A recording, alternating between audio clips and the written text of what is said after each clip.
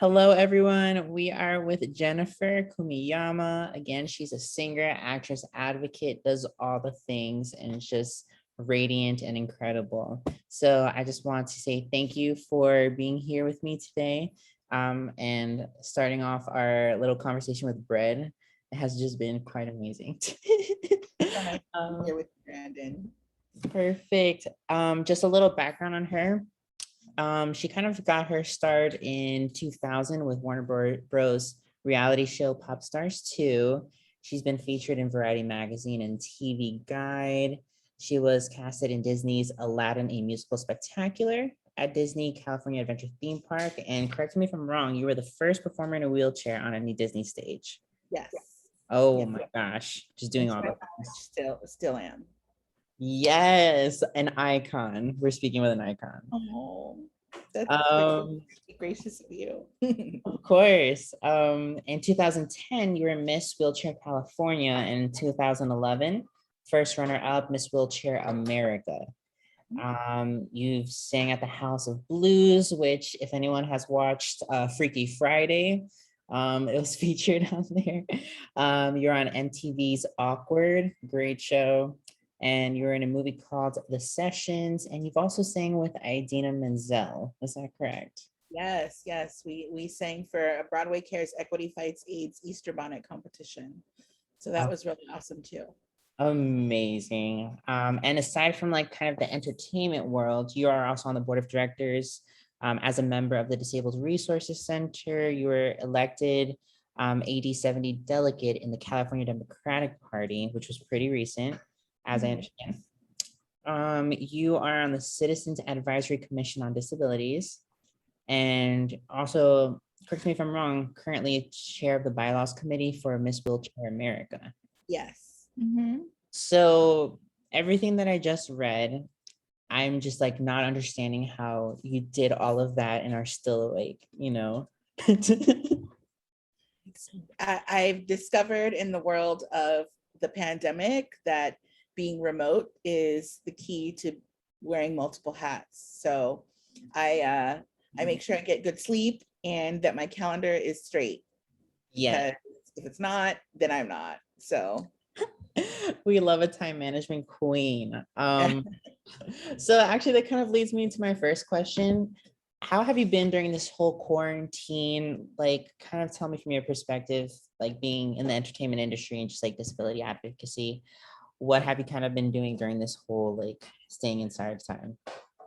Well, I've been working from home, which I'm super grateful for, and literally just trying to make sure that I make time to connect with people, with loved ones, whether it's virtually or on the phone, and in person safely, and just try to make sure that I check in with myself and my mental health more often than before. And I think if there's any upside to being in a pandemic, which there aren't very many, I think having the time to check in with ourselves and do things that we haven't done in a really long time that we actually really enjoy doing, having that time has been a godsend. So that's what I've been up to. Taking a couple of trips, when I can get my nerves in check and get brave enough to go out and hang out with people in my little COVID pod. That's what we call them. And, just making sure that I know that I'm going to be okay and that it's going to be okay, and trying to stay healthy for myself and for others around me, and staying masked up and getting the vaccination, which I encourage everybody to do. And it's been trying, but at the same, there's a lot of little blessings in disguise during this time. Definitely. And I think kind of one of those other aspects have been of like mental health during this time too. And like kind of keeping busy. But I'm also kind of on the same page of being able to do things remotely. I think it really shows that like there's so many jobs out there that could be remote or be converted into like remote work, especially for people with disabilities who like, we've been asking for like, oh, can this be done from home? Or like, and this kind of showed, it's possible. Yes, yes. It's been a very good thing for people with disabilities in, like you said, proving that remote work is possible. Oh yeah. And I also think that, well, I don't know about other people, but I feel like I tend to be more productive working from home. Mm-hmm. So, I'm just grateful to be able to have work and work from home. Because I know a lot of people aren't. So hopefully we can get back to whatever our new normal looks like. I know this is not it, but whatever our new normal looks like, I hope that, we can get back to it. Definitely. And I also agree with you on the whole be more efficient at home, because my office is technically right next to the kitchen. So Yeah, I gotta stay out of the kitchen. I have to lock myself in my that can be problematic, but good for you. You look like you don't have that problem. just for right now, I don't know if my metabolism is gonna stop anytime soon. I don't even know if I have one, so it's okay. You're hilarious. You should add stand-up comedy to your like kind of repertoire of all things like I don't know. That's a well, hard. you've made me cackle at least 3 times already. Thank you. You're so sweet. Kind of going into the entertainment type of subject. I was wondering, since you've been in it for quite a while now, starting in the entertainment industry from about 2000 up until the present time, what have you seen improved in terms of people with disabilities being included in the entertainment industry, kind of like from the behind the scenes? Like, I was kind of wondering what accommodations were made throughout your journey in entertainment. Yeah, so that's a very good question. I think, every year the industry gets better and better at including people with disabilities. But bottom line, there's still a lot of work to be done. When we can get to a place where people with disabilities or characters with disabilities are being organically portrayed by people with disabilities, I think then that is what, to me, would be an ideal world of entertainment for people with disabilities. And you can't call yourself an advocate if you're taking roles that should be cast with people with disabilities. Yes. As much as I love, a certain actor or actress, that's just the bottom line. So when I started working at Disney, it was very much like a relationship, it was about both of us, and I say us, the company and myself, and the people at the company that I work with, learning about my abilities and things that I need assistance with. In Aladdin, there were changes, what we call quick changes, that I needed assistance getting into costume at the beginning of the show, changing costume in the middle of the show, and then getting out of costume at the end of the show. So there was a lot of discussion about that and a lot of accommodation. I had some great dressers and some great people on my team, on my costuming team, that I now am lucky to consider family. And Disney also was great at providing me what I needed mobility wise. So in my dressing room, I had a bench to get out and stretch. Being in a wheelchair, in any kind of position with or without a disability can be really painful.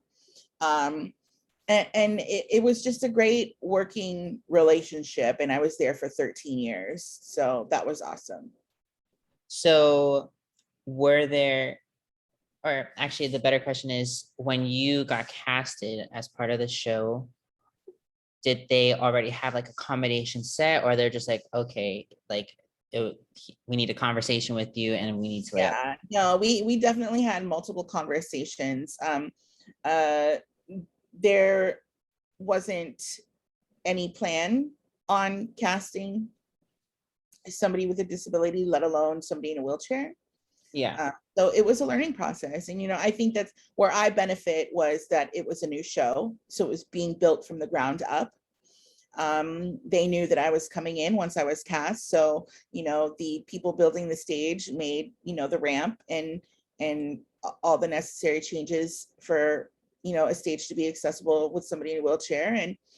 And that included my costumes as well. They were very extremely innovative in creating my costumes, especially for the quick change, to be easier on me physically and to be easier for the people who were helping me so that we could get it done in an efficient amount of time, which it was in a matter of minutes during the show.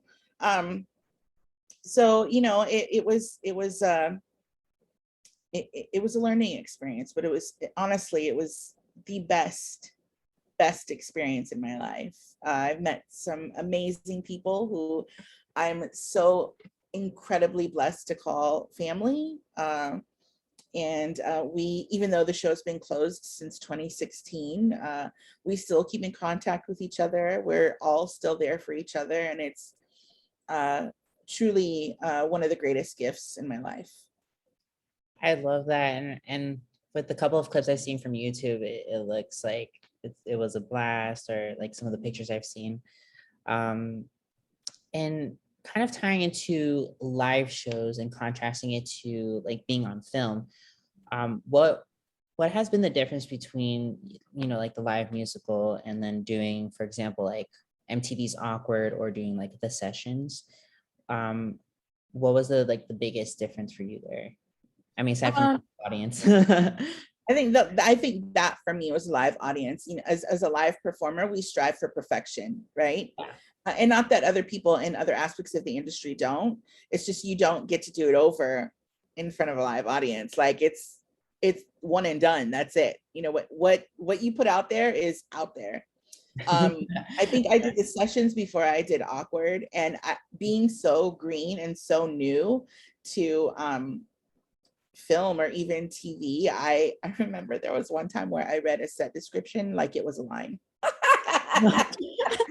I was so embarrassed. Everyone was laughing, and I was like, oh, I was just seeing if everyone was paying attention. That's right. Yeah. So I mean, that was an awesome experience too. A very kind of dive right in kind of experience. And you know, the director has polio as well. So Wow. Okay. I think everyone on the set was very aware of, you know, people coming in who had different abilities. And, you know, there were many people with disabilities involved in that production. Myself, Tobias Forrest, who's an amazing performer and actor as well, and a great advocate and a friend. And it was just a very comfortable situation to be in for my first experience in film. Wow. I personally would be very like, that'd be super daunting to be on film and trying to figure out like how to make myself look like relaxed in front of the screen. And in terms of like accommodations, like how did that differ from the musical, or even like from other sets that you were on? You know, there again, at the same, they knew that I was coming in as is. They were looking for somebody with a motorized wheelchair, so they knew what they were looking for, unlike Disney. So, you know, the house that we filmed in, they made it accessible by putting a ramp in front of it. And unfortunately, there were no accessible restrooms in the house, but they took care of that and, you know, made accommodations for myself and whoever came on set who needed it. You know, and we had costumers that were there that helped as well. And it was fine. It was really fine. I didn't have to ask for too much because they already knew going in. And, you know, I feel like people, especially like technicians and set creators and decorators, are very innovative people naturally.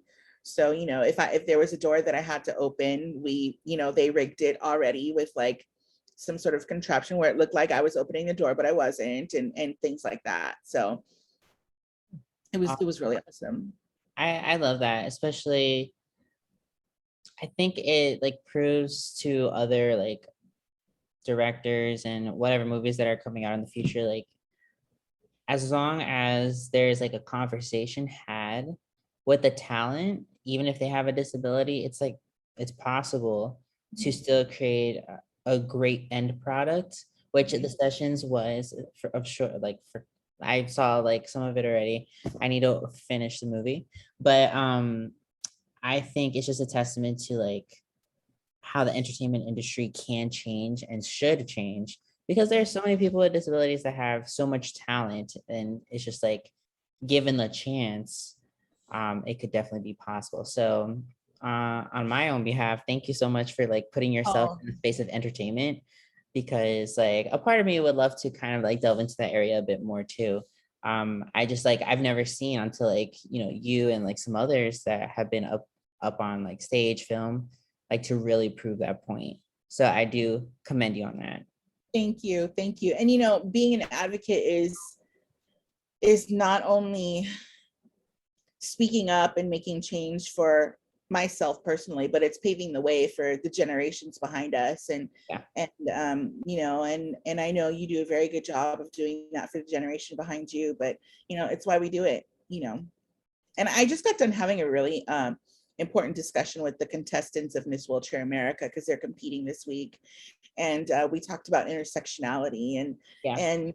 and what it means for people with disabilities. And in a nutshell, it just means that what do people with disabilities intersect with? And that's everything. We're in Black and Brown communities, we're in immigrant communities, we are in homeless communities, we're in the mental health community, we're in the parenting community, the working community. It goes on and on and on and on. So if you think about it, there should be a voice representing people with disabilities at every table. Exactly. And I love how you kind of highlight that, because the disability experience is so multidimensional. And I feel like sometimes the disabled experience is put in a box where it's just like we're kind of all grouped together. But we have such like unique experience. Even if we have the same disability, we still have a very different experience. We just happen to be under the same umbrella of whatever the condition is. You So can walk, right? yes, I can. I can't. See, so even though we both have arthrogryposis, we're so different. Correct. Yeah. And that's the part where I think the entertainment industry, or just like any industry in general, needs to recognize, like, even if you have the same condition, doesn't mean that the cookie cutter solution is going to be, applicable or will work the same.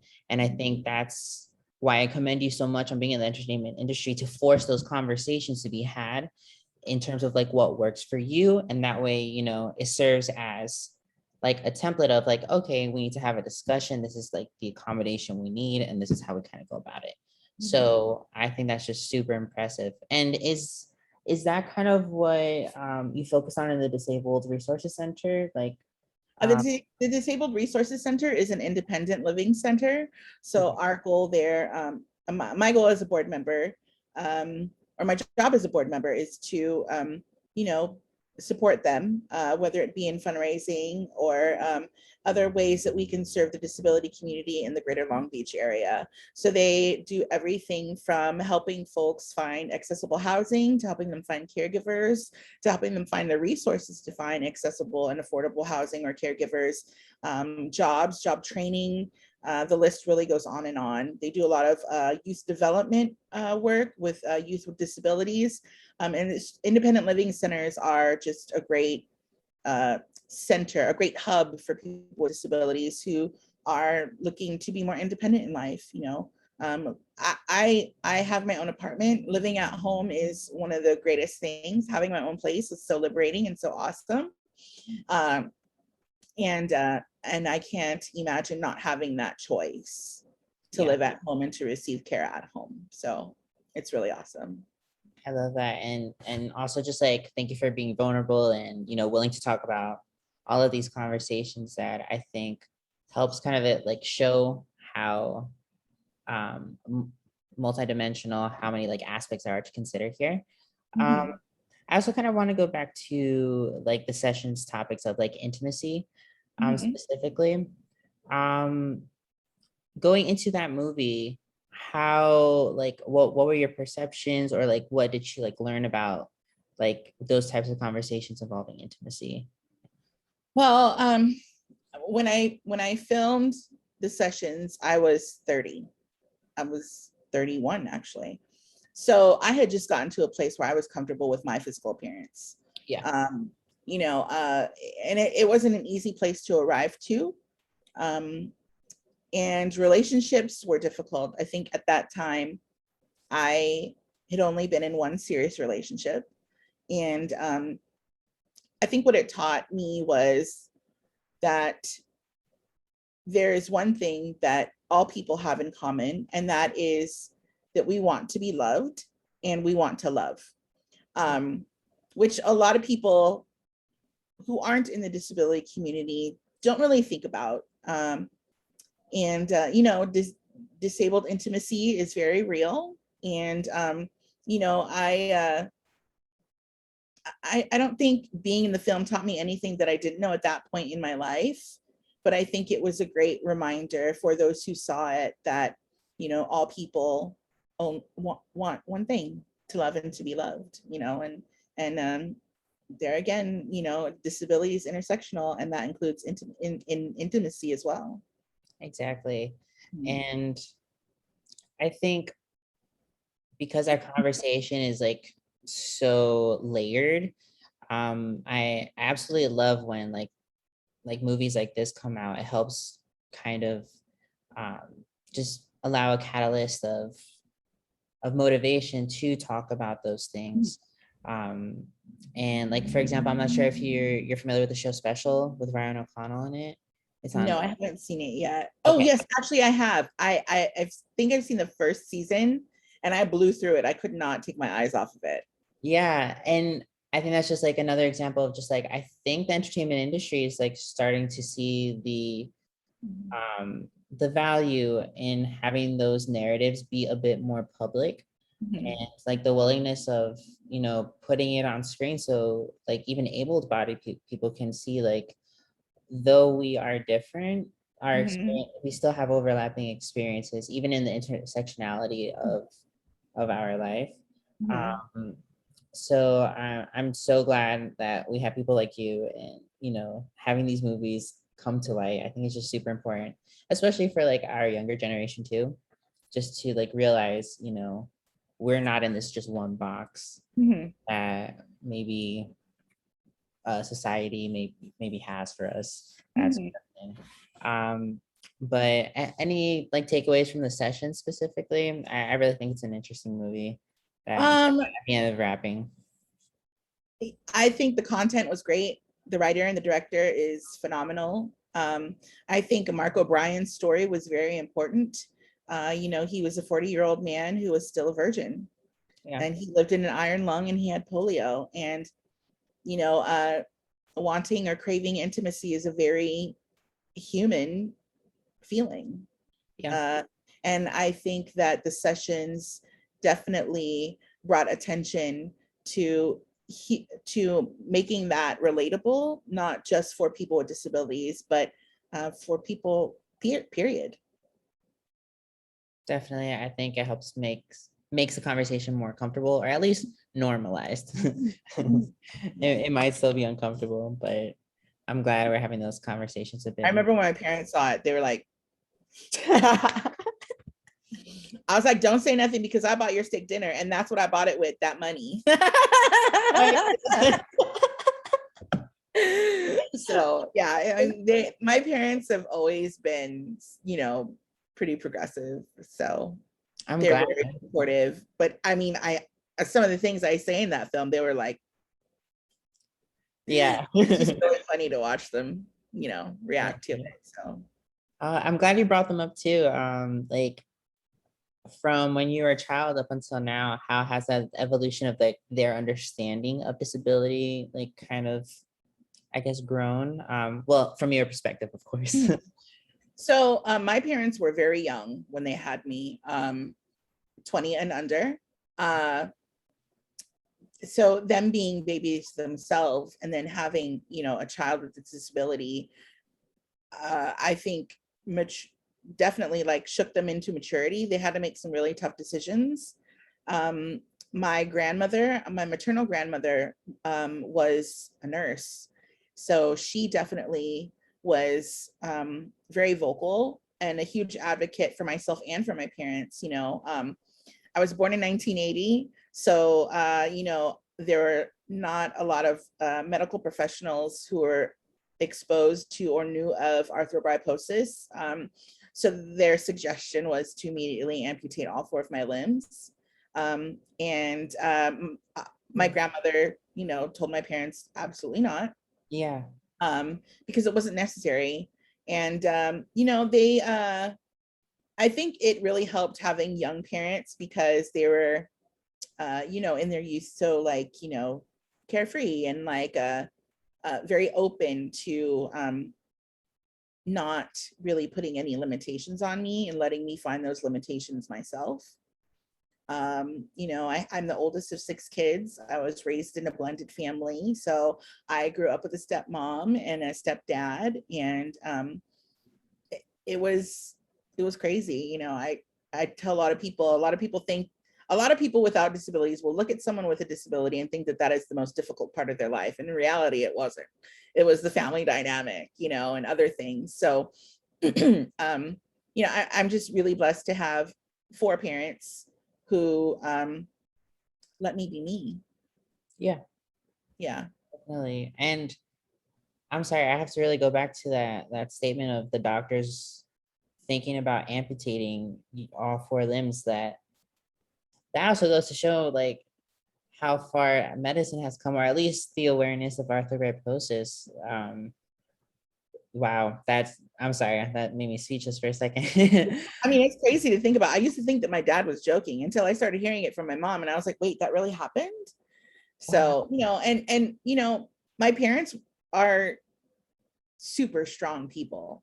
Yeah. So I can't imagine even being as strong as they are to be faced with that kind of question. Like, we suggest amputating your newborn baby's limbs. What say you? I'd be like, Exactly. no. Yeah. So, I believe that everything worked out the way that it's supposed to. Um, so yeah. Most definitely. That that's just, I'm sorry, it's so surprising to me. But I'm glad they didn't, they chose a different route, and like you said, everything that was supposed to happen happened, and brought you to this point of your life, just being incredible and amazing. So, Thank you. of course. I also wanted to go a little bit more into your involvement as the chair of the bylaws committee for Miss Wheelchair America. You said they're having a competition coming up soon, or they're in the midst of a Yes. competition? They're actually in the middle of competition right now. And Okay. there are about 30 contestants, each from a different state in our nation. Yeah. They're all amazing women in wheelchairs. And they are being put through the ringer this week. I mean, I did it, and Yeah. it's hard. It's really hard. And this is their first virtual competition, so it's probably got to be even harder. But I'm actually flying to Michigan tomorrow because I'm hosting. I'm co-hosting. So Awesome. great. Yeah. Yeah, definitely post on your story. I Take will. I will. I definitely will. Yeah, it'll be fun. It'll be very different because we're all used to being able to meet up, once a year and see the look on people's faces when like 15, 20, 30 of us roll down the street in wheelchairs. But it was being Miss Wheelchair California really taught me a lot. I feel like once you get the title, you're under the assumption that it's your job to educate, when in reality, I felt that it was the other way for me. I came in contact with a lot of people with varying levels of disabilities, and it was an awesome experience. I love that. And um, in terms of the pageant industry, did that make you a bit more comfortable having conversations or being a lot more open about your disability? Or I guess the better question is, at what point in your life did you start like um, having that like motivation or at least willingness to be vulnerable about disabled or disability experiences with just other people? I think it was after I was cast in Aladdin.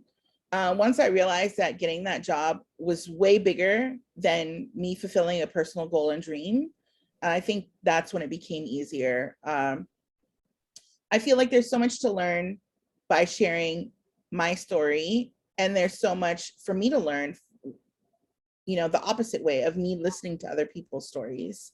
So I think that's about 2003 or 4 is when it really hit me, and I was like, this is not about me. It's not about me. I'm a very spiritual person, and that's when the light bulb went off the head, and I was like, I'm being used to, you know, this is where I'm supposed to be, and this is what I'm supposed to be doing. It's not just being in the show.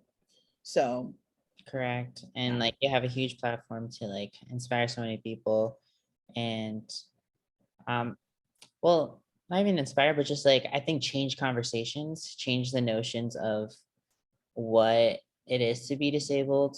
I remember when I was a kid, like because I did kind of start off in a wheelchair, like I felt kind of very singular in my experience. At least in the community that I was in, there weren't many like me, or at least arthrogryposis is not necessarily the most common disability in the world. So having a group like AMCSI, or just having representation in all like corners of the world, really, at least for me, helps me feel more confident in my ability to do more, to be more vocal. And again, I commend you on all of that. I think you're motivating me right now to be a bit more vocal. good. Yeah. I think once you find your voice, that's when, and the light bulb goes off, that's when you realize, yes, this is, it's a feeling. Yeah. It's a feeling. Like intuition. So I would love to get into our fan questions. We chose 3 to you kind of like answer. The first one is my favorite because I'm also wondering about this. What is your go-to karaoke song and why? I haven't been to karaoke. Well, actually, that's a lie. I went to karaoke with some of my Emerge California sisters. My go-to karaoke song is most anything Whitney Houston. Oh, yeah. Whitney, Queen. Queen Whitney. Yeah, she's a good one. That's a good question. Right? Yeah. I think what mine would be, but I'm not too sure.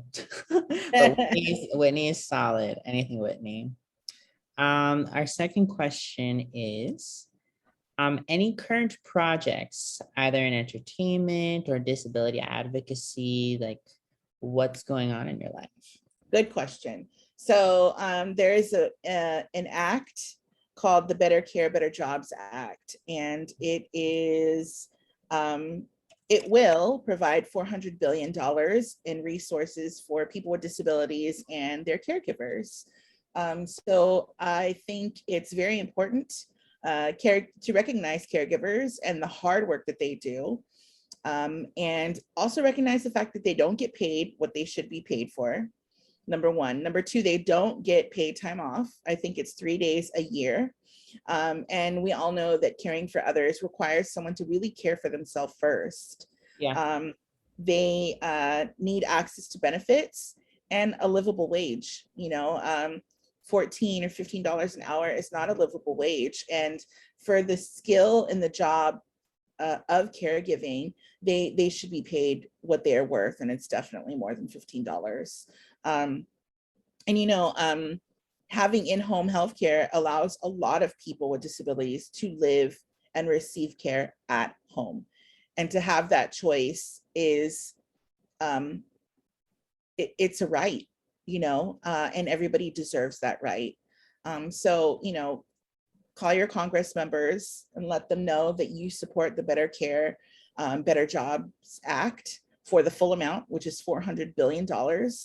And let's get this thing passed. Definitely. And yeah, I definitely will put information about that on our website, just so you can read it. Of course. And our last question is, and I'm also pretty curious about this, how was the filming of Awkward? Did she get along with your castmates? And how was that experience? So it's so funny because I filmed that when I was 32. Yeah. So, I mean, I was excited that I booked the job, but I think I was more excited that I booked the role of a high school student at 32 years old. So, and at first I thought somebody was playing a nasty joke on me, but I only had one line. So I was there for maybe 2 hours and then I was gone. So, it was awesome. Everybody was great. We filmed it at some high school in Encino, and it was cool. And I'll be honest with you, it was so long ago that the only thing I remember was being ecstatic to the fact that I was 32 and I could still pass as high school. So, but yeah, I ended up watching the show because of the audition, and the show is hilarious. It's funny. Oh So man. fun. Yeah. Yeah, So yeah, so I had a lot of fun. It was great. Yeah. awesome. And how was like kind of, well, tell us about the casting process. Like, did you go to like an open call or was it? No, I haven't. I have an agent Oh, who sent me to an audition, and it was fun. It was great. Yeah. okay, agent, I Miss know. Nancy I over have here. I love it. how what are you talking? I'm my agent. I'm my Yeah, I'm gonna manager. call you. Yeah. Yeah. Yeah. So Gail Williamson over at KMR Talent Agency is amazing. She's not just an agent, she's an advocate for people with disabilities. Um, she has an amazing son who has Down syndrome, and I think that makes her a fierce warrior mama for all of us.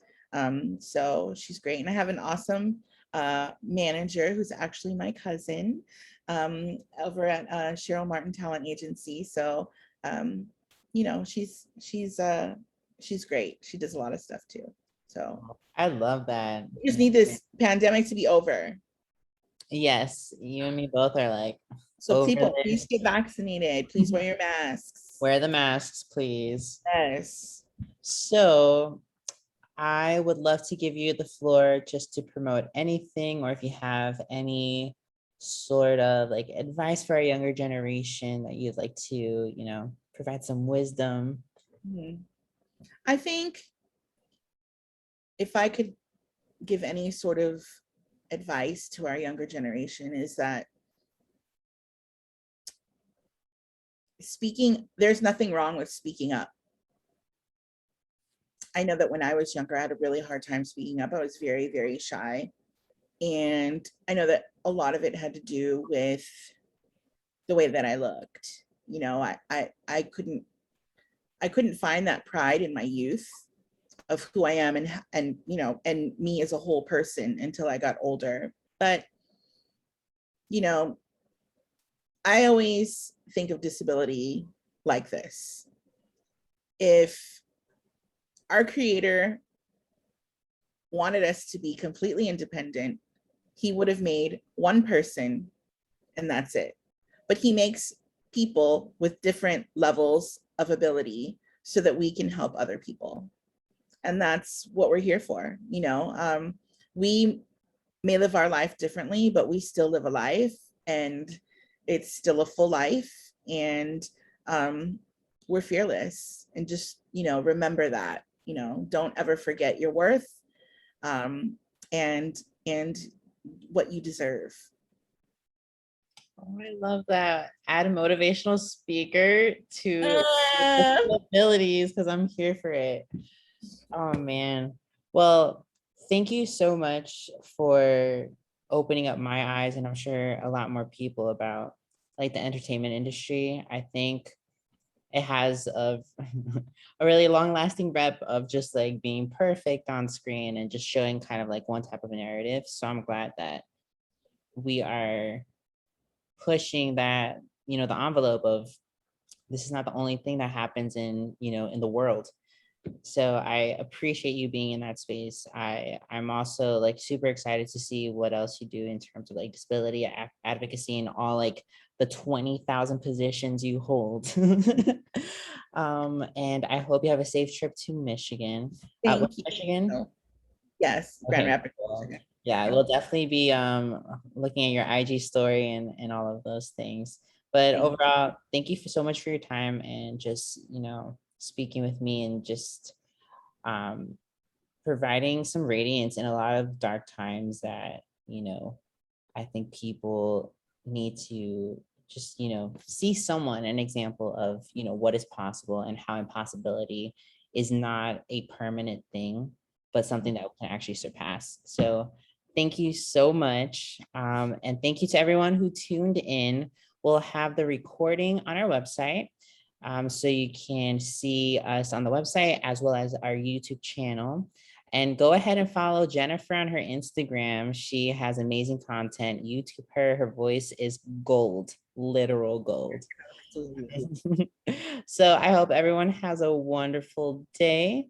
And we will see you soon with our other interview tomorrow. So tune in. Thank you, Brandon.